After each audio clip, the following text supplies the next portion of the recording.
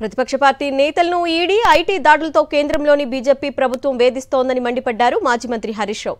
వేధింపుల్లో భాగంగానే పటాన్చెరు ఎమ్మెల్యే గూడెం మహిపాల్ రెడ్డి ఇంటిపై ఈడీ దాడులకు పాల్పడిందని ఆరోపించారు.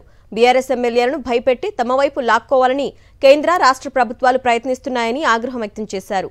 బీహార్, గుజరాత్ వంటి రాష్ట్రాల్లో పరీక్షా పత్రాలను విక్రయించిన వారిపై ఎందుకు ఐటీ, ఈడీ దాడులు జరగడం లేదని ప్రశ్నించారు. ఎవరెన్ని కుట్రలు చేసినా ప్రజల తరపున బీఆర్ఎస్ పోరాటం ఆగదని స్పష్టం చేశారు మాజీ మంత్రి హరీష్ రావు.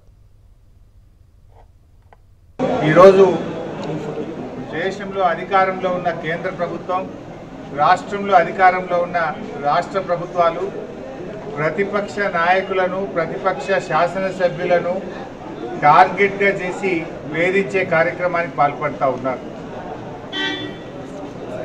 ఇప్పుడే మేము మహిపాల్ రెడ్డి గారితో మాట్లాడితే కనీసం ఇంట్లో డబ్బు కానీ, బంగారం కానీ, ఎలాంటి వస్తువులు కానీ ఇంట్లో ఒక్కటి కూడా అక్రమంగా దొరికింది ఏమీ లేదు.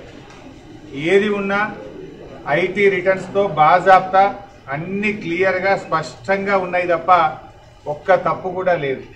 అయినా ఎందుకు దాడులు చేస్తున్నట్టు?